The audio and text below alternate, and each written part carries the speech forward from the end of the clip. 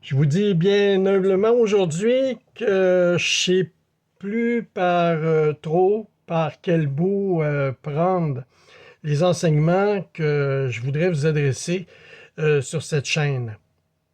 Il y a tellement peu de choses à dire, tellement de choses à dire que je ne sais pas par quel bout commencer.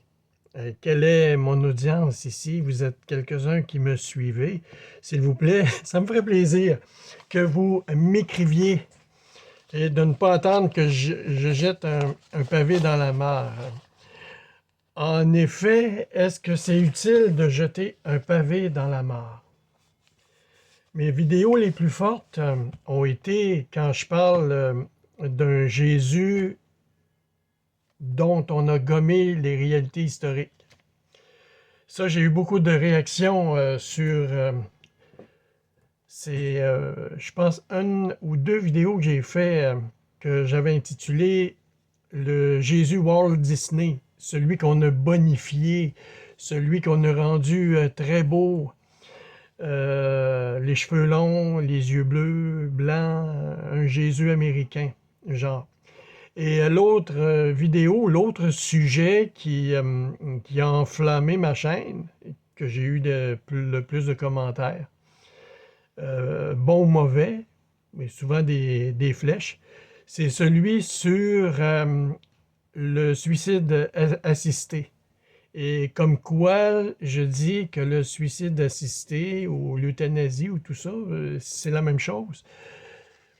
De fait, c'est juste un changement de mot, un déplacement, mais c'est la même réalité et je dis que c'est un manque d'espérance et un manque de foi en Dieu. Là, j'ai eu beaucoup de réactions. Maintenant, si vous aimez encore cette chaîne, amenez des gens à vous abonner. Suggérez-moi parce que tout est à faire. Tout est à faire, je le fais de façon gracieuse. C'est un début de ministère et c'est large l'Internet. Et si vous êtes là, c'est sûrement pas par hasard. Et Dieu a quelque chose à dire pour vous aujourd'hui. Alors abonnez-vous à cette chaîne, Jalons Vie, pour les jalons de vie. Des fois, je vais l'écrire au pluriel, des fois, je vais l'écrire au singulier, singulier étant notre Seigneur Jésus-Christ, notre Dieu, notre Père dans le ciel, le jalon de la vie, ou les jalons pour la vie, avec un grand V. Bon, aujourd'hui, sachant pas trop m'en aller, je vais avec une petite liste de versets que je tiens tout proche de moi tous les jours que je vais lire. C'est un petit aide-mémoire que j'ai. Alors, je vais vous parler de l'amour de Dieu et je vais vous parler de la divinité de Jésus-Christ. Alors, quelques versets qui vont nous parler de l'amour de Dieu dans Jean 3,16. Vous savez, car Dieu a tant aimé le monde qu'il a donné son Fils unique afin que quiconque croit en lui ne périsse point, mais qu'il ait la vie éternelle. S'il en est le seul verset que vous puissiez prendre en note, le seul et unique verset que vous pouvez apprendre par cœur, vous souvenir, si ce n'est d'un verset, un seul que vous devez apprendre par cœur, c'est celui-ci. Car Dieu a tant aimé le monde qu'il a donné son Fils unique afin que quiconque croit en lui ne périsse point, qu'il ait la vie éternelle. Car Dieu a tant aimé le monde qu'il a donné son Fils unique pour toi qui crois en lui, que tu ne périsses point, mais que tu aies la vie éternelle. C'est pas beau ça? C'est pas beau ça? Qu'on s'approprie ce verset qui est encore actuel aujourd'hui dans ce monde qui manque d'espérance, qui manque cruellement d'espérance. Et Dieu sait que il y a beaucoup de choses qui se passent actuellement dans le monde. Il y a toujours eu des guerres. C'est seulement les pays qui sont victimes des guerres qui sont changés. Et que ce soit des guerres physiques, des guerres où tout est défait et tout est à reconstruire et que beaucoup de gens sont blessés, qui sont blessés dans leurs âmes, qui sont blessés dans leur corps, qui sont restés handicapés, qui sont restés pauvres à cause de la guerre. Et dans des tourments encore qui sont un petit peu plus économiques, les faillites ou des fermetures d'usines, alors que les gens, les familles travaillaient depuis plusieurs années ou plusieurs dizaines d'années à la même place et que là, tout s'éteint. Alors, le Seigneur te dit aujourd'hui, ou vous dit aujourd'hui, qu'il est la vérité, qu'il est la voie, la vie. Et Jean, dans l'Évangile, va dire au verset 15, « Il n'y a pas de plus grand amour que de donner sa vie pour ses amis. » C'est Jésus, Jésus-Christ sur la croix, qui a donné sa vie pour ses amis, qui a donné sa vie pour toi, et que lui, que si tu crois en lui, au Fils unique que Dieu le Père nous a donné et qui est mort sur la croix, sache qu'il est mort, qu'il a souffert, mais qu'il est surtout ressuscité et qu'il a vaincu la mort et qu'il a vaincu le péché pour t'amener à la vie éternelle si tu crois en lui. Et de la part de Jésus-Christ, parole d'Apocalypse, et de la part de Jésus-Christ, le témoin, le fidèle, le premier-né des morts, le prince des rois de la terre, à celui qui nous aime, qui nous a délivrés de nos péchés, et par son sang. C'est la confirmation de ce que je viens de te dire. Apocalypse 1 à 5. 1 et verset 5. De toute façon, ils sont dans la description, les versets que je te cite. Dans l'Épître aux Romains, Paul va nous dire, chapitre 5, verset 8, « Mais Dieu prouve son amour envers nous en ce que, lorsque nous étions encore des pécheurs, Christ est mort pour nous. » C'est la pensée que nous devons avoir aujourd'hui, même si nous sommes encore dans la boue du péché, que nous rechutons dans nos vices, dans nos péchés les plus vils, dans le mensonge, dans la calomnie, dans le placotage, dans la sexualité, dans l'alcoolisme, dans la toxicomanie. Sache que Dieu te sauve par Jésus-Christ, ton Fils, et que tu n'as qu'un geste à poser, c'est à lever la main et à le supplier, à le prier, qu'il te ressauve, qu'il te sauve encore aujourd'hui, parce que c'est l'autobus, c'est comme un autobus qui passe, et que tu lèves la main pour monter dans l'autobus. Jésus-Christ, c'est ça. Il est là pour te sauver, et c'est que tu dis oui aujourd'hui, il va te sauver, il va t'accueillir. Peu importe ce que tu as fait dans ta vie, il va t'accueillir et il t'aime. Sache qu'il t'aime d'un amour incommensurable. Dieu le Père t'aime d'un amour incommensurable et Jésus, à la suite de son Père, a donné sa vie. Il t'aime d'un amour incommensurable, d'un amour indéniable et d'un amour surtout inconditionnel, qui n'a rien à voir avec l'amour humain. L'amour humain est plein de conditions, de ci, de ça, de mais. Mais Dieu n'est pas comme ça. Dieu t'aime de façon inconditionnelle, même si tu pêches 1000 fois aujourd'hui, il va toujours te pardonner et te donner la chance de te racheter. De te racheter par la croix de Jésus-Christ. Et par son sang, sache que si tu le demandes dans la prière et c'est que tu pries en ces termes, il te purifiera de son sang précieux. Il te purifiera et te lavera de toutes tes fautes. L'Évangile de Jean, chapitre 13, verset 1. Avant la fête de Pâques, Jésus, sachant que son heure était venue de passer de ce monde au Père et ayant aimé les siens qui étaient dans le monde, mit le comble de son amour pour eux. Encore un verset qui nous dit comment Jésus nous aime. Au commencement était la parole, et la parole était avec Dieu, et la parole était Dieu. Ça, c'est le début de l'Évangile de Jean. et la parole a été faite chair et elle a habité parmi nous, pleine de grâce, de vérité. Nous avons contemplé sa gloire, une gloire comme la gloire du Fils unique venu du Père. Le prologue de Jean que je t'invite à lire, tellement c'est beau, tellement c'est grand pour la vie d'un chrétien. Ça te dit rien? Ça te dit rien, mais lis-le.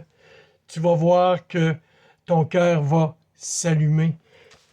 Avec la prière, si tu ne comprends pas ces passages,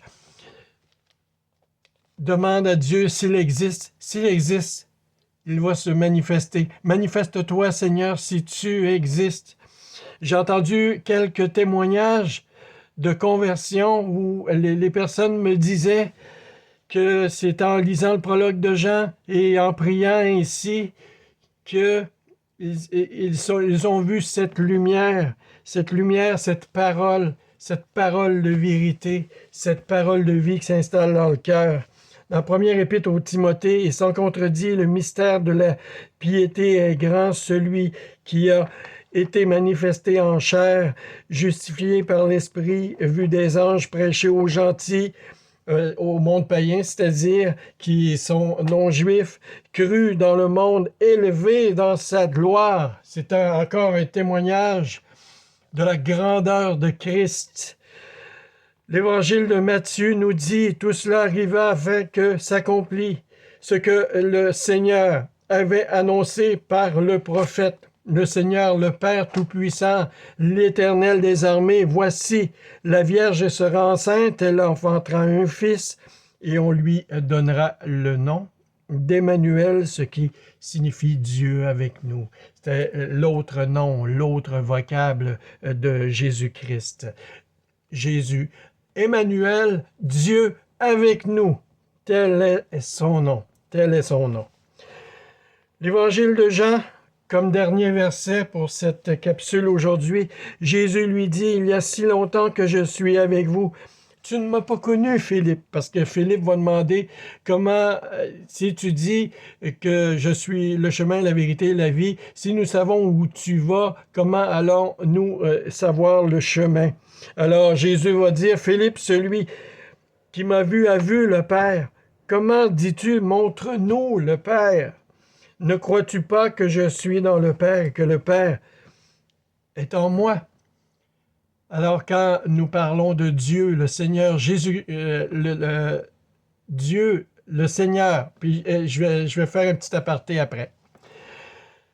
Dieu Tout-Puissant, notre Père, Jéhovah Jireh, l'Éternel Tout-Puissant, et Jésus-Christ, Jésus-Christ Rédempteur, c'est la même chose. Jésus le Père, le Fils et l'Esprit Saint. C'est le Dieu en trois personnes, mais avec une personne distincte. Chaque personne, trois personnes et un seul Dieu. Souvent dans nos prières, souvent dans les groupes, souvent individuellement, vous allez me dire, puis faites-moi part dans les commentaires, c'est quoi votre réflexion là-dessus? On ne sait pas trop si on doit prier le Seigneur, le Dieu Tout-Puissant, ce Dieu. On s'imagine que c'est un vieillard à la grande barbe blanche, un grand sage, mais c'est souvent par notre culture qu'on a une image comme ça, mais Dieu, dans Exode 20, a dit de ne pas se faire d'image, de ne pas se figurer comment il est. La seule image physique que nous puissions avoir, mais il y a très peu de descriptions de Jésus dans les évangiles. On ne sait pas qu'est-ce qu'il y a de l'air. C'est l'art religieux qui s'est développé dans l'Église romaine par la suite, qui nous a fomenté des imageries. Mais s'il est interdit de se faire quelque image que ce soit et d'adorer ces images-là, ne serait-ce qu'un peu, on a comme une idée et on a grandi avec ça. On a grandi avec ça. Et l'appel qu'on doit se faire, c'est de ne pas s'attacher à ces imageries-là. Donc, est-ce que c'est Jésus compris ou est-ce que c'est le Père compris? Dans l'éducation religieuse, les premiers contacts avec la Bible, avec l'Évangile, c'est justement l'Évangile qu'on annonce aux enfants et qu'on va présenter la figure de Jésus comme étant la première figure biblique. On la présente aux enfants, on présente Jésus. Par la suite des choses, je parle un petit peu de mon cheminement, c'est comme ça que j'ai été induit dans l'éducation chrétienne. C'est à commencer par Jésus. Bien qu'il y a eu la Bible en papier, une série pour enfants le dimanche matin qui nous présentait les personnages bibliques et leur histoire à travers des bricolages, à travers un artiste qui fabriquait en papier des figurines de personnages bibliques et qui recréait les histoires bibliques. Et moi, j'ai grandi avec ces choses-là. Pardon. Et par la suite, moi, pris de curiosité, je me suis mis à lire à l'âge de 13-14 ans, commencer à lire les livres de la Genèse, l'Exode, le Deutéronome, le Lévitique, les 5 premiers livres du Nouveau Testament. J'ai trouvé ça sec. J'ai trouvé ça ardu. Mais je pense que moi, j'étais rendu là pour connaître un peu, mettre un peu de maturité dans cette foi où je commençais à croire que les histoires de Jésus étaient un petit peu enfantins pour moi. Et c'est le cheminement que moi, je propose à tout le monde de faire. Mais quitte, après ça, à la fin de l'adolescence, de revenir aux valeurs que Jésus propose dans son ministère qui est raconté dans les 4 évangiles. Et moi, j'étais rendu à cet âge-là à prier le Père. Mais après, c'est de retrouver ce grand frère, ce maître qui est Jésus-Christ. En fait, on peut prier les deux. On peut prier le Saint-Esprit. On peut prier les 3 personnes de la Sainte Trinité, Dieu en 3 personnes. Mais c'est selon, des fois, on se sent plus en confiance de prier le Père directement. Mais sachez que Jésus est l'intermédiaire par excellence auprès de son Père.